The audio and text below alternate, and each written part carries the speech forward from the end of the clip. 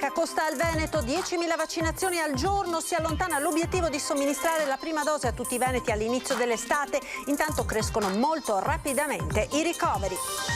Proseguono le vaccinazioni in fiera a Padova, l'Ulse Euganea sottolinea alta l'adesione alla campagna, i sieri di chi non si è presentato vengono somministrati a una lista di persone già individuate.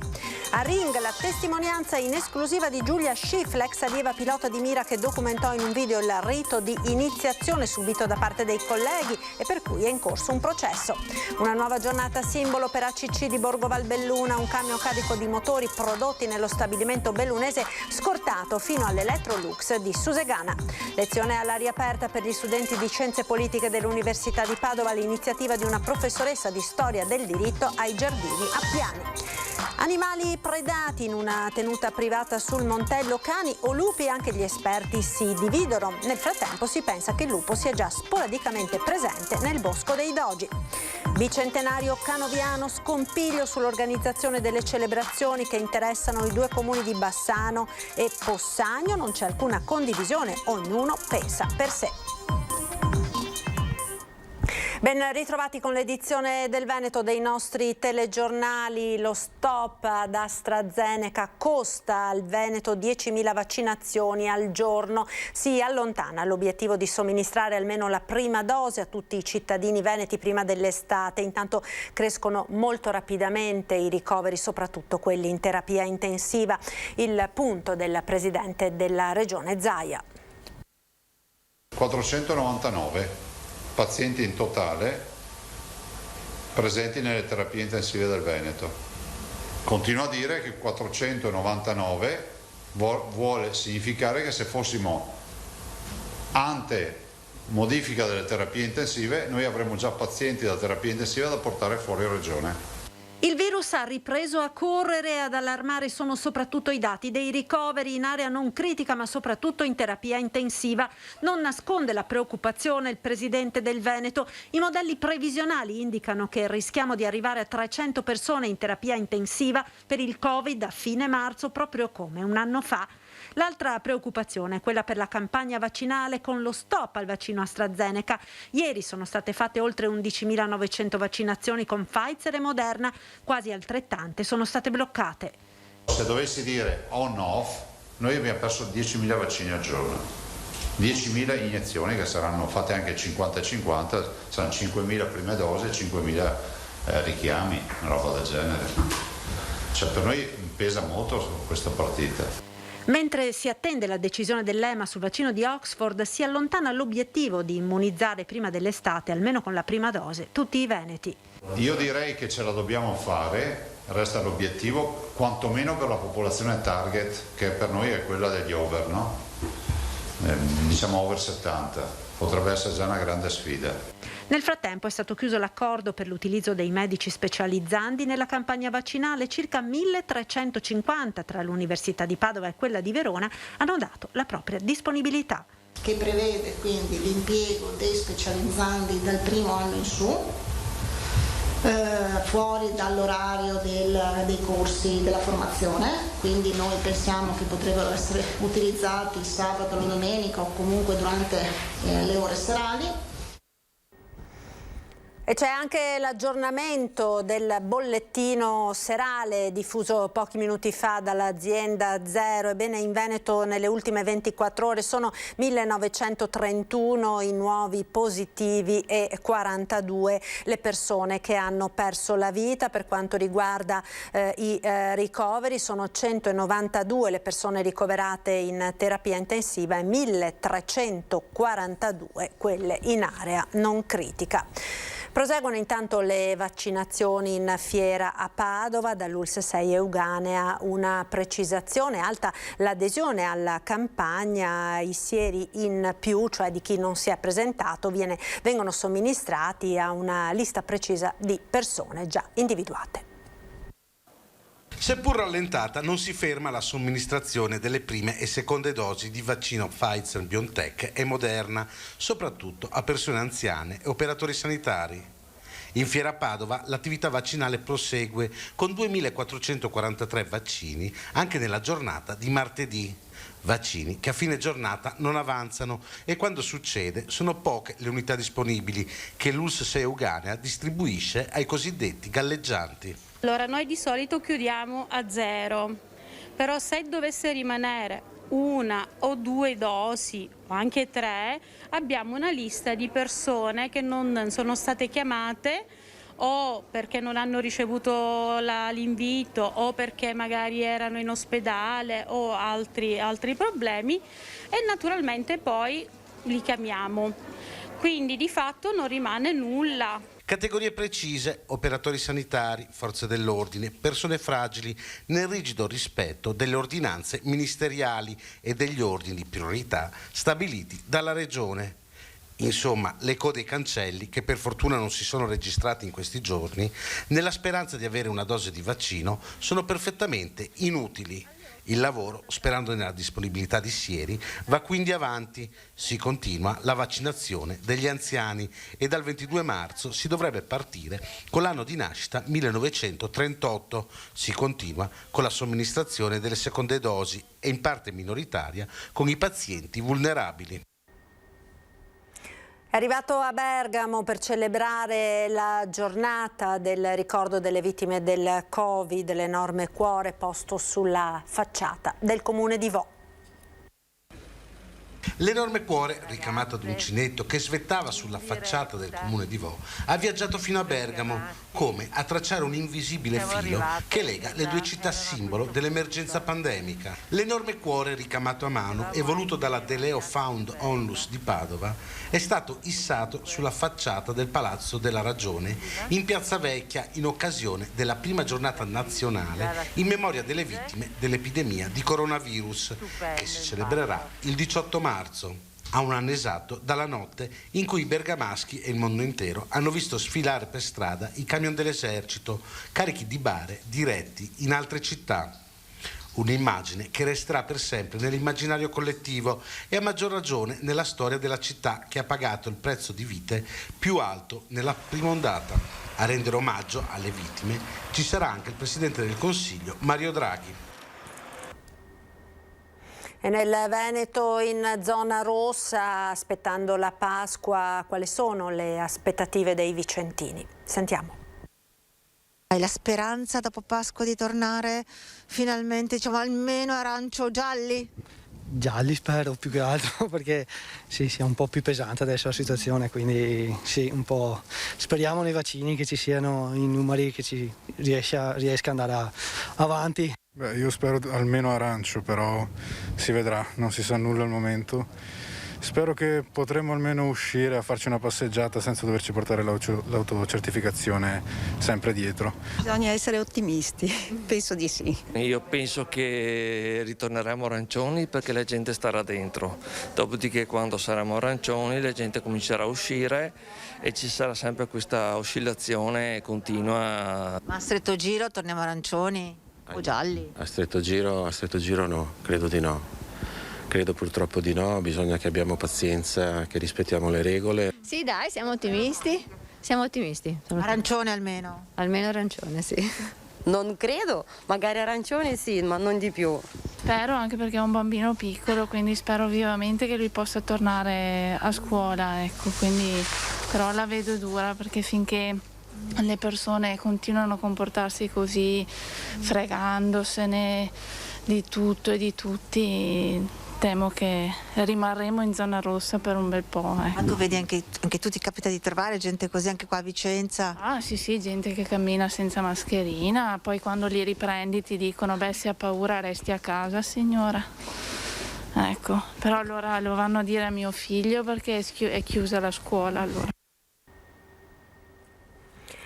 Ieri sera a Ring la testimonianza in esclusiva di Giulia Schiff, l'ex allieva pilota di Mira, che documentò in un video il rito di iniziazione al quale sarebbe stata sottoposta dai colleghi di corso. Giorno dopo giorno, da quando ho denunciato informalmente a mio padre, che ha portato alla luce della catena gerarchica la situazione, ho iniziato a subire e quel giorno è rimasto, mi ha segnato, cioè sia psicologicamente anche che fisicamente, perché mi ha lasciato dei segni. Giulia Schiff, la 21enne di Mira, ex allieva pilota, che ha denunciato i colleghi di corso per il comportamento durante il battesimo di volo, ha deciso di raccontarsi in esclusiva ai nostri microfoni, insieme al papadino e al legale di famiglia che la difende nel processo, che vede imputati 8 sergenti dell'aeronautica per reato continuato di lesioni personali, pluriaggravato e in concorso, e in cui è stato citato anche il Ministero della Difesa come responsabile civile. Una battaglia, quella di Giulia, che sta affrontando da sola, per se stessa, ma anche per chi non ha avuto il coraggio di parlare. Mi trovo a essere un portavoce di molte persone, io mi sento tradita personalmente, mi ha abbandonata completamente. L'aeronautica si è schierata e non si è schierata con me. Una pratica, quella del battesimo di volo, che esiste da tempo, racconta il padre, anch'egli pilota, ma che non era così. Negli ultimi tempi sembra, forse qualcuno dice intorno al 2000, con l'ingresso delle donne, qualcuno dice tempi molto più recenti, questa tradizione molto simpatica, che non lasciava nessun segno se non un ricordo stupendo, si è trasformata in quello che abbiamo visto, frustate, botte e danni anche personali. Oltre 100 le frustate contate nel video, racconta l'avvocato Strambelli. Giulia non aveva dato il suo consenso per questo, mentre invece c'è chi l'ha fatto, pur soffrendo, come si sente in questo video che la difesa porterà in tribunale. Video in cui un'allieva piange e dice di provare dolore. Dio, che dolore, per favore, non così forte! Come no? No, aia!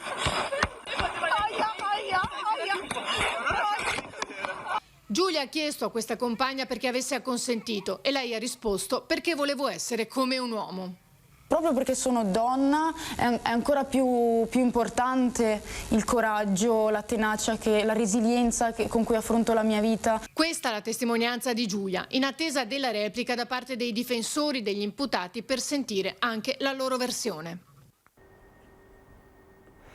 Parliamo di autonomia ora. Spiega di avere già avuto contatti con il presidente del Veneto Zaia, il ministro per gli affari regionali Gelmini, e da Trieste ribadisce: andiamo avanti. Da Trieste, dove ha presenziato all'accordo per i vaccini in fabbrica, il ministro per gli affari regionali Maria Stella Gelmini ha ribadito che l'istanza di autonomia del Veneto è un tema d'attualità su cui si sta già lavorando. Ma rispondo a quello che ho già detto in commissione sulle questioni regionali, dove ho anticipato la disponibilità intanto ad un confronto con il presidente Zaia sul tema dell'autonomia del Veneto, e devo dire che qualche confronto l'ho già avuto. Non si tratta di ripartire da zero, è tornata a sottolineare Gelmini, ma di procedere su un solco già tracciato. Penso che sia utile non buttare il lavoro fatto dal mio predecessore, quindi il ministro Boccia aveva già raggiunto un buon grado di condivisione su una legge quadro sull'autonomia, quindi ritengo che si debba valorizzare questo lavoro già compiuto e si debba andare avanti. Si va dunque avanti e il ministro dimostra l'intenzione di farlo celermente. A breve sicuramente incontrerò il presidente Zaia e ci sarà modo di ragionare insieme anche di come procedere una volta approvata questa legge quadro. I cittadini italiani premiano l'operato dei presidenti di regione durante l'emergenza coronavirus. I dati di un sondaggio SVG confermano in cima alla classifica dei governatori più apprezzati Luca Zaia, presidente del Veneto, seguito da quello dell'Emilia Romagna, Stefano Bonaccini, e da Massimiliano Fedriga del Friuli Venezia Giulia. Zaia è passato dal 66% delle preferenze di marzo 2019 al 79% del 2021. L'unico presidente del Sud Italia nella parte alta della classifica è il governatore della Campania Vincenzo De Luca, al 4° posto con il 57% delle preferenze. Nel diffuso clima di incertezza e apprensione, spiega l'Istituto di Statistica, il livello di polemica si è abbassato e le persone si sono affidate agli amministratori più di quanto facessero di solito. Ed ora ci fermiamo per qualche istante di pubblicità. Linea alla regia. A tra poco.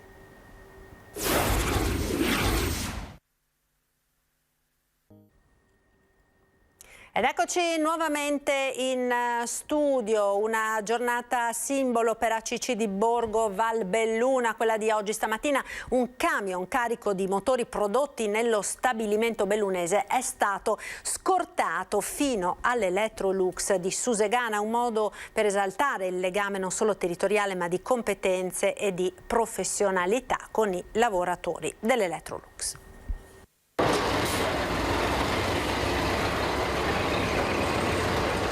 Noi oggi abbiamo fatto una consegna simbolica, compressore a chilometro zero. A dimostrazione siamo scesi insieme al camion in 45 minuti, un'ora eravamo qui a dimostrazione di cosa vuol dire la filiera corta. Sono trascorsi pochi minuti dopo le 11:30 quando un camion carico di compressori lascia lo stabilimento ACC di Borgo Valbelluna, direzione Electrolux a Susegana, e a scortarlo ci sono le RSU e i segretari dei sindacati di categoria provinciale. L'ennesima giornata di mobilitazione, stavolta con un obiettivo: esaltare il legame non solo territoriale ma di competenze e di professionalità con i lavoratori trevigiani che da decenni fanno parte della storia di ACC. Il clima a Borgo Valbelluna è pesante. La nostra fatica è indescrivibile, ogni giorno ci chiediamo se c'è qualcosa sia in negativo che in positivo e non abbiamo mai nessuna risposta. Noi ci siamo trovati a un certo punto che non c'era più nessuno ad amministrare l'azienda. Siamo stati noi operai a mandare avanti il tutto, continuando a venire a lavorare. Credo che questo sia anche un modo significativo di testimoniare la volontà di difendere la cultura pratica della gente veneta. Un carico di lavoro e di speranza in una situazione paradossale che vede ACC in bilico nonostante le commesse da record. Un'azienda che ha budget il 38% in più di produzione dello scorso anno, un'azienda che a gennaio ha assunto 15 persone, 15 nuovi dipendenti e a marzo rischia di chiudere. Io l'ho definito personalmente un omicidio. Noi chiediamo l'attivazione di Italcom. Perché Italcom? Perché è una promessa fatta dal governo, è una soluzione trovata, calibrata, studiata nei minimi particolari, ora è il tempo che qualcuno la metta anche in pratica. La solidarietà dei lavoratori di Electrolux è stata esemplare. E per noi è essenziale continuare a produrre con motori prodotti qui in Italia, vicini, di qualità, che diano una risposta ai lavoratori e alla continuità occupazionale. Con i lavoratori l'assessore regionale al lavoro Elena Donazzan. Non possiamo pensare che non si trovino le risorse finanziarie e che non si trovino gli strumenti normativi per accompagnare ACC verso la sua prosecuzione, magari il progetto ambizioso di un compressore tutto italiano a chilometro zero.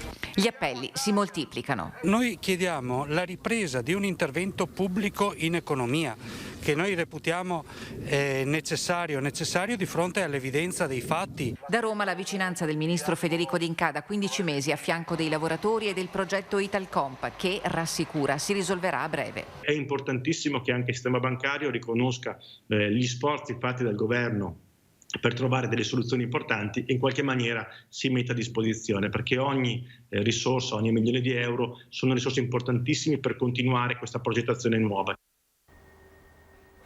Lezione all'aria aperta per gli studenti di Scienze Politiche dell'Università di Padova, l'iniziativa di una professoressa di Storia del Diritto ai Giardini a Piani. Dopo un anno di distanza è davvero bello. Meraviglioso, ma perché fa bene proprio la formazione dei ragazzi. Bellissimo, bellissimo rispetto a prima che si andava a lezione, a fare l'aperta è 1000 volte meglio secondo me. Una liberazione, una gioia, tornare in aula per questi studenti di Scienze Politiche dell'Università di Padova. Un'aula un po' speciale perché, grazie alla professoressa Costanza Margiotta, che insegna filosofia del diritto, la lezione si è tenuta ai Giardini Appiani di Via Marghera, sotto le pagode che ad inizio Novecento erano state costruite proprio per permettere, in tempo di pandemia, di seguire le lezioni. Ho pensato che i miei studenti ed io meritassimo ancora delle lezioni in presenza, perché ancora una volta è rimasto aperto quasi tutto tranne la scuola e l'università. Il mio Ateneo ha fatto tantissimo perché l'università potesse rimanere aperta, ha investito molti soldi per la sicurezza degli studenti, ha vaccinato tutto il personale docente. Io credo che la scelta di rimandarci di nuovo tutti in didattica a distanza sia profondamente sbagliato. 35 gli studenti che hanno aderito a questa iniziativa in collaborazione anche con l'associazione Priorità alla Scuola, che non è una manifestazione estemporanea ma proseguirà nei prossimi giorni. Io ho già fatto lezione ieri in Prato della Valle, faccio sempre lezione garantendo la didattica a distanza.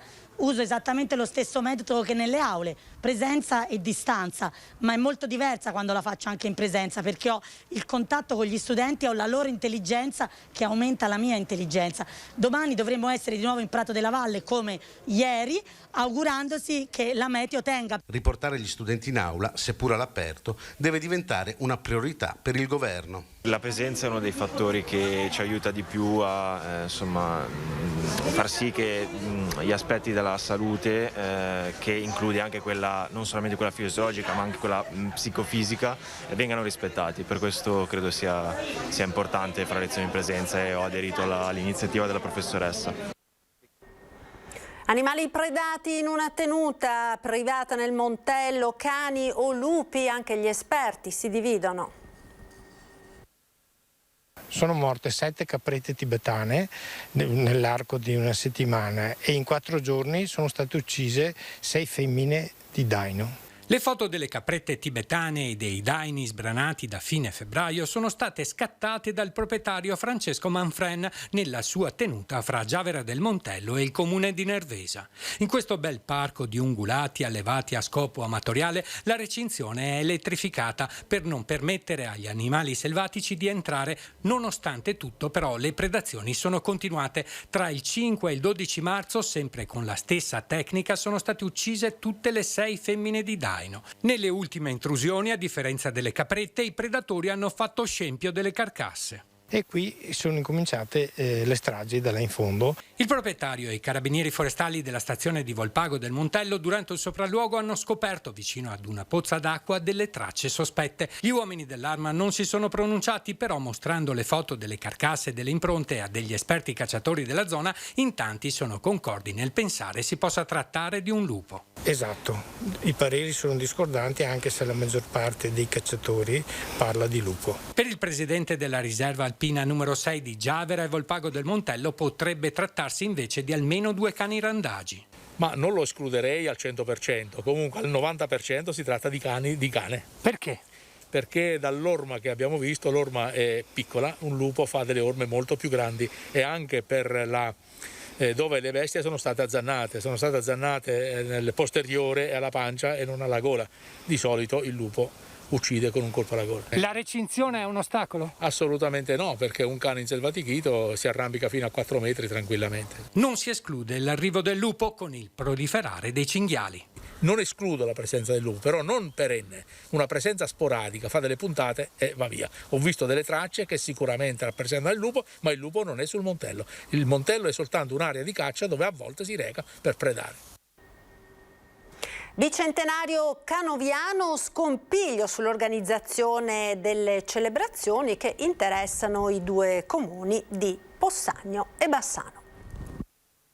Bicentenario della morte di Antonio Canova, altro che lavoro di squadra. Presentata una proposta di legge dalla deputata trevigiana, nonché segretaria della Commissione Cultura Colmellere, assieme all'onorevole di Possagno Paolin. Nero su bianco si illustra il progetto da €1 milione per l'istituzione di un comitato nazionale per le celebrazioni. Comitato composto, udite udite, da 6 membri, compreso il presidente, nominati dai ministri di istruzione e sviluppo economico, da Fondazione Canova, dai comuni di Treviso e Possagno, scegliendoli tra studiosi di comprovata competenza nell'ambito dell'arte che lavoreranno senza compenso. Ma non vi pare che manchi qualcuno? Bassano che ruolo avrebbe in questo comitato nazionale? Beh, noi lo abbiamo chiesto alla prima cittadina, che immaginavamo molto turbata da questa dimenticanza, e si è arrampicata sugli specchi dichiarando che Bassano come ente pubblico sta già lavorando in rete e sinceramente ha tutta l'intenzione, ma è già concretamente all'opera in questo senso. Rete. Questa parola l'abbiamo sentita usare tante volte ultimamente, peccato che le maglie di questa rete siano talmente larghe che rischia di non restarci dentro proprio nulla. Per giustificarsi, fuori dal microfono, la sindaca Pavan ha precisato anche che quella dei leghisti trevigiani è solo una delle istanze presentate per il bicentenario, che Bassano, copiando Possagno, ne presenterà una precisa prossimamente con richiesta di contributi. Ma quindi ognuno viaggia da solo, viaggia per sé. Bassano sta già lavorando, tra l'altro in questo senso, alla faccia della condivisione tanto sbandierata nelle conferenze stampa, con l'affidamento a una società dell'organizzazione di una grande mostra sul Canova. Nella delibera Possagno viene citata una sola volta nel curriculum della società affidataria, come se la gipsoteca, gli eventi annunciati, le volontà del presidente della Fondazione Canova Vittorio Sgarbi non esistessero. Forse a chi governa la città manca totalmente il senso della parola condivisione, soprattutto parlando di cultura. Questa è solo, ai noi, l'ennesima conferma. Ed è tutto, grazie per essere stati con noi. Come sempre uno sguardo alle previsioni del tempo in chiusura di TG. Arrivederci, il meteo.